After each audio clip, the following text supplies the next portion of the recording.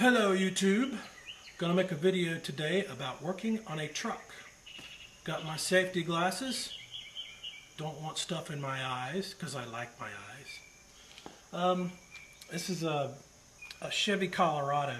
It's actually my dad's truck, but he took it to the Chevy dealer and they checked it out, and he was having problems. It wasn't running right, and they said spark plugs or wires.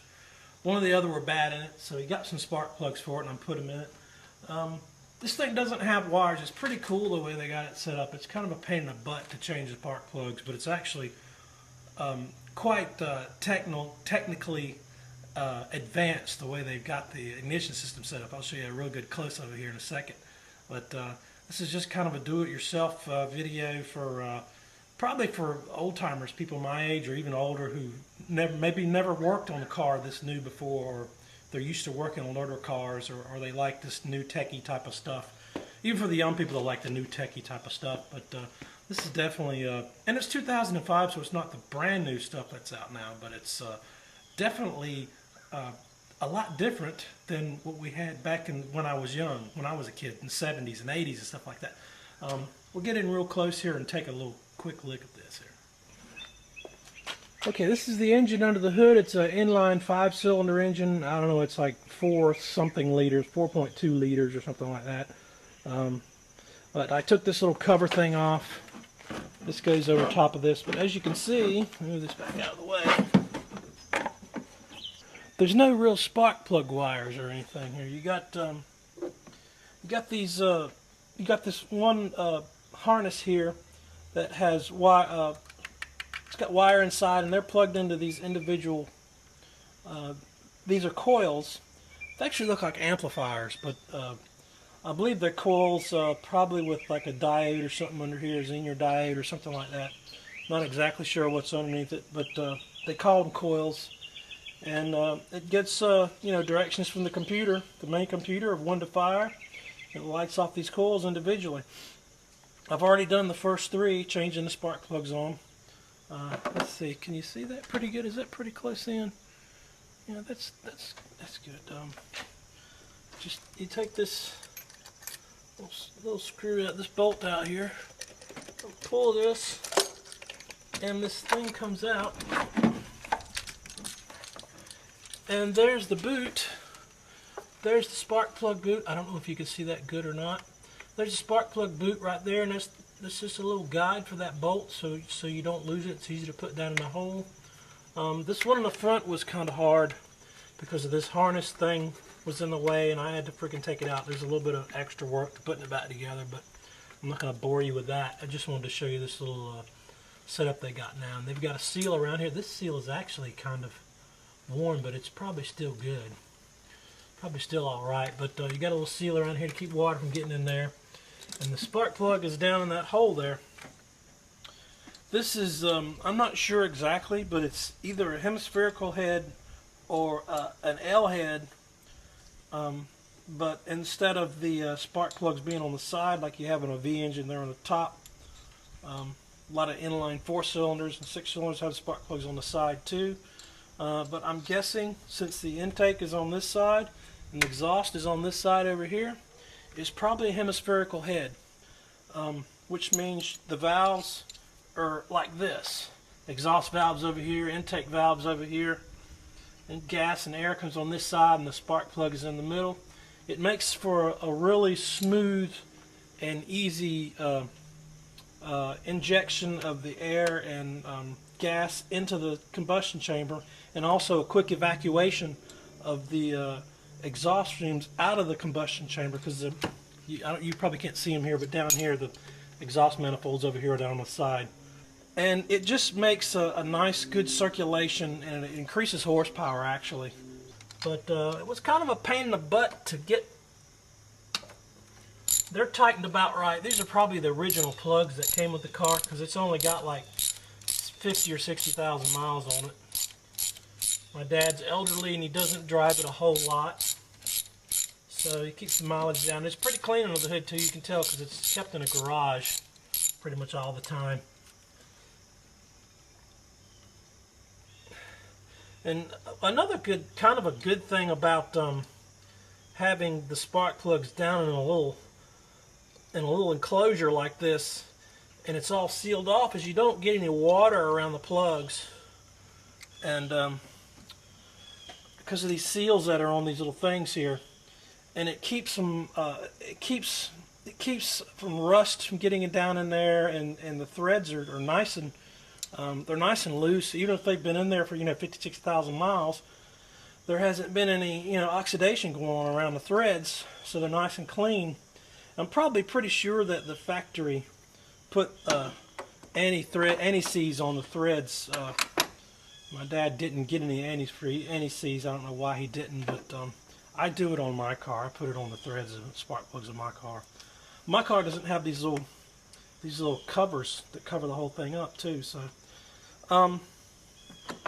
my socket. This is an old socket. You really can't see it, but there's usually a piece of rubber down in there that grabs hold of the spark plug. But this is an old socket, and it's just rotted and come out. So I've just got a piece of hose. This is a little trick that's been around for a while. And you just stick it on there and pull the spark plug out, hopefully. There's the plug. And you can see it's burnt pretty good. It's not in too bad a shape, but the electrode is burned off quite good on it. That on the end, the electrode is in the middle, and the outside is where the ground comes in. That's where you get the arc in the middle, because the threads are grounded to the engine block, or the cylinder head actually, and the cylinder head is grounded to the block, and the block is grounded to the chassis, and the chassis is grounded to the car, and the car is grounded. So that's where you get your little spark in there, and that gives you ignition of the gas and fuel, the gas and air mixer. Excuse me. Get a new one. Now you can see the difference between those two here. There's a new one, and here's my spark plug gauge. This is an old-fashioned one here. Well, you just put this in here, put the gauge in there, and it should just barely go in, and just barely, with hardly any resistance at all, it should go through there. This is the old-fashioned type right here with the little hook on it. They make other ones that are round, and they're just different thicknesses as it goes around the edge. Those are the best ones to use, but this one works alright. So this one's already gapped. And that's called putting a gap in it. See?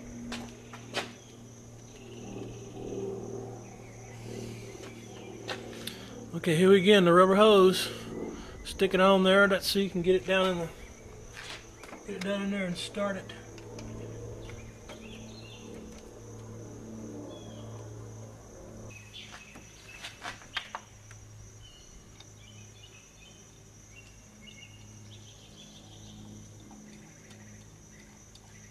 And you just want these hand tight.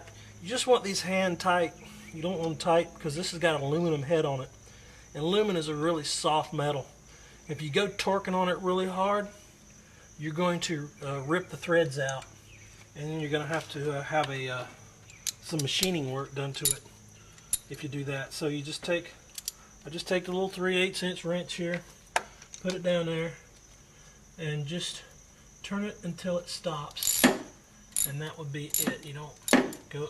See there, it stopped. Not a lot of pressure at all, because ain't nothing going to get down there, because these little covers here keep water out, water and dirt and stuff. And actually, this top cover right here keeps a lot of the dirt and stuff out too, because it's so tightly around. Right here, it sits really tight, and around here. But these little covers do most of the work of keeping all that stuff out, the bad stuff. These coils on top, it's very rare that a coil goes bad. Coil, or it's an inductor or diode. It's very rare that these kind of things go bad, but they can go bad, and it's just got some silicone around it.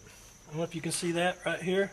There's silicone holding this whole little module in. This is the clip here that connects the wire into the coil itself. It's like a little module. It's probably just sitting in there with some silicone on the outside, you can see, or some kind of resin of some kind. 10 millimeter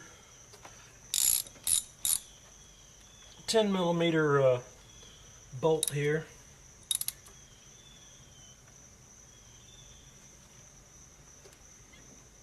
This vehicle was probably, a lot of the parts were probably made in Mexico or Canada. Probably Canada. And it was assembled in Detroit, most likely. It's got Delphi all over it. That's General Motors corporation company. Okay, let's get this last one on the back done.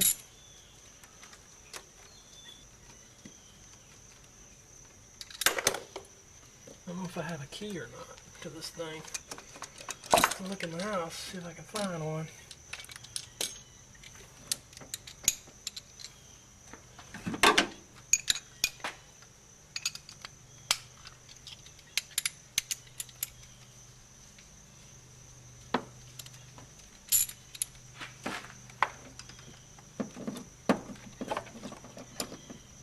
Oh, that fits really close up here.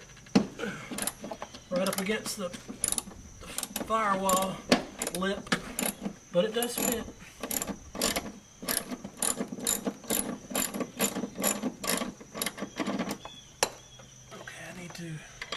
Okay, here's something that can happen. It's so close, and it got really tight, so I'm going to tighten it back up, take it off. I'm going to take one of these extensions off. Let's stick it back in there. A lot of guys will use what's called a speed wrench. It's a big long ratchet like this, but doesn't have mechanical on it. It's just got a little thing like them old-fashioned drills that you go like this. They work real fast.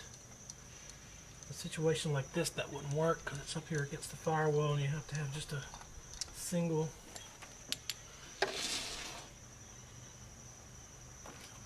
There we go. There's the next plug. See, it's burned up pretty good too.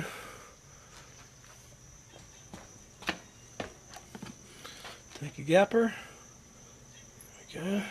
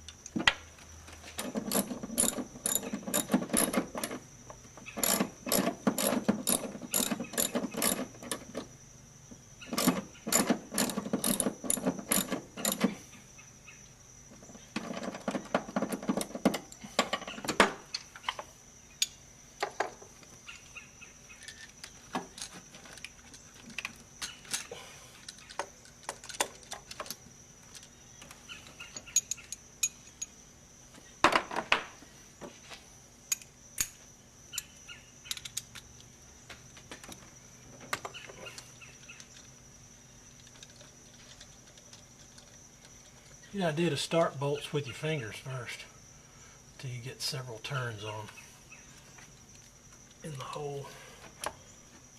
Then you can take your wrench on it. I haven't been tightening these very tight either because it's just a piece of really hard plastic that's holding on. So give it a little bit of torque and that's about it. Alright, let's start putting this sucker back together. A couple little hoses in here.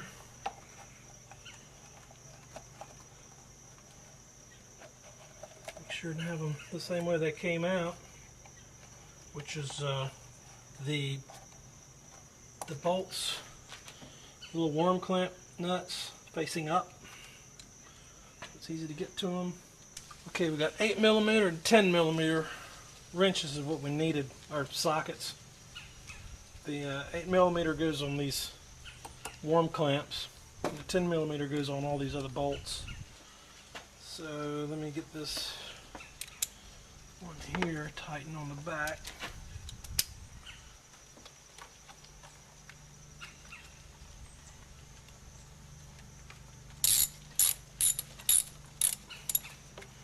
You'll make sure it's nice and snug all the way around before you torque it down. I'm not going to torque it all the way down yet because I want to get that piece in there first. Might have to jiggle around a little bit. Underneath here, there's these little plastic Really can't see them too good, but there's these little plastic things, and they turn, and they got little teeth like in them. Like, it's kind of like a worm clamp kind of. It's like a, and you kind of get one end of it up in this little slot here, and you turn it, and it holds this down. There's one on each side. So I'm going to do that right now. Probably going to block the camera here.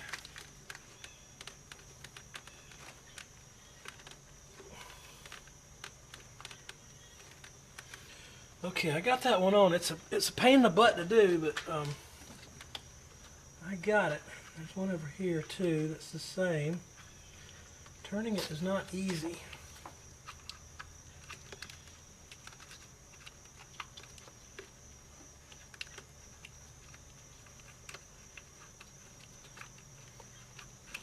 This one's kind of turned a different direction, so figuring out which part. There we go.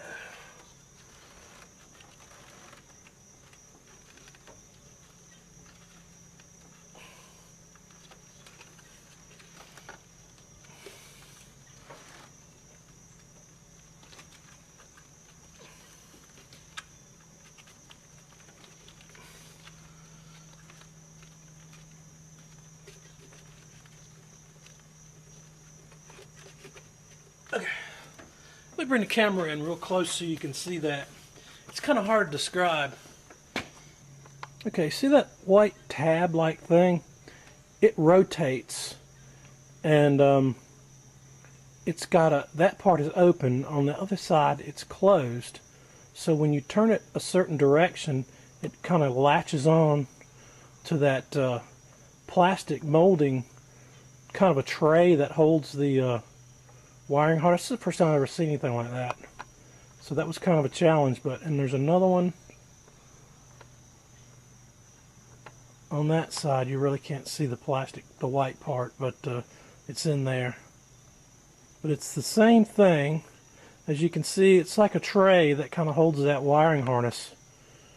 And it's just a little plastic piece, and it turns on a little kind of like a little pedestal that comes off the top of the engine.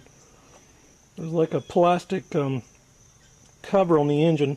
I guess it's the oil where the cams are. I'm guessing this is a double overhead cam. Kind of looks like it. But you know, that's you know, it didn't break. You know, I thought it was going to break when I took it off. I said, oh boy, here's something that's going to be extra cost. But it didn't break. It's pretty tough. Alright, now I can put these this on here, and these have just got little snap things on the side.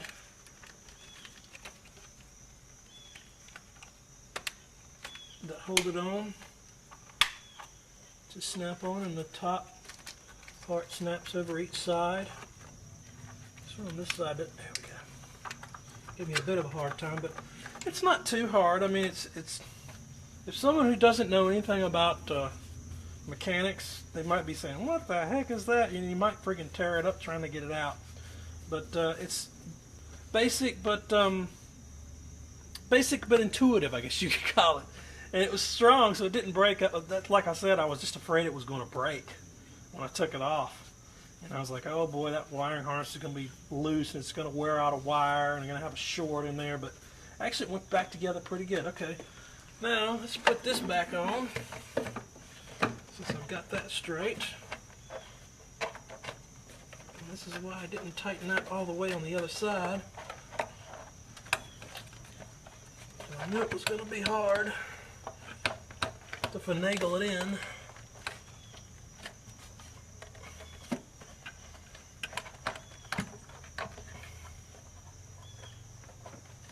There we go. That went in fairly easy. Wasn't super hard. You got a little vacuum line here. There's a big vacuum line underneath here on the bottom, but it's got a really long hose on it. It's kind of twisted, so it was enough room for me to lay it over to the side, so I didn't have to take that off. Okay, on the side here we've got a couple of bolts I need to put back in. Let me get those bolts.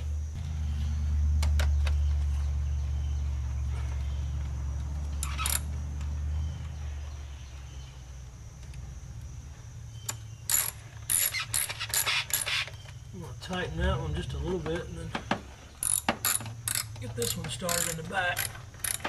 It's just them two bolts that hold that little thing, and you don't want it real tight. You just got a spacer and a rubber washer on there.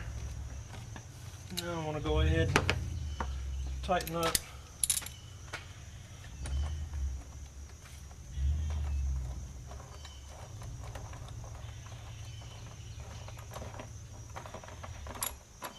This right here, this coupler for the intake.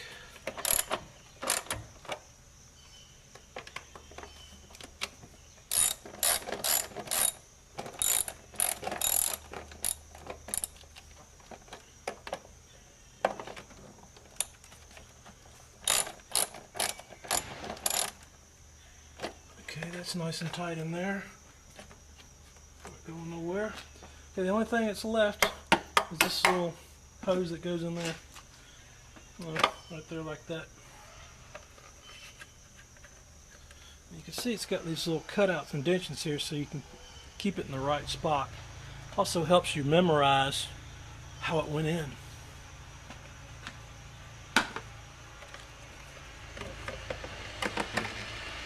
I think my neighbor's gonna be working in his freaking yard or something.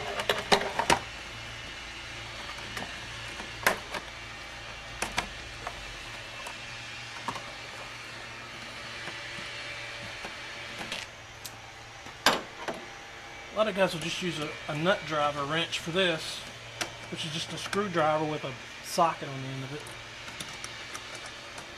Which is probably the best thing to do. But this was the first thing that came to my hands when I reached in the toolbox. So sometimes I'm like that. I'll get something that works. I mean, if it's a special tool that you really got to have, then, you know, then there's no two ways about it. You got to have that certain special tool. But sometimes you'll have, like something like this, you know, this is a nut driver. Look at it, you know, it just doesn't have a handle on it. So it'll make sure and go back and tighten it up with the ratchet. But there again, not real tight, not real tight. You don't want to crush it. It's just plastic and thin metal. Okay, I'm going to get a key and see if I can start this thing up.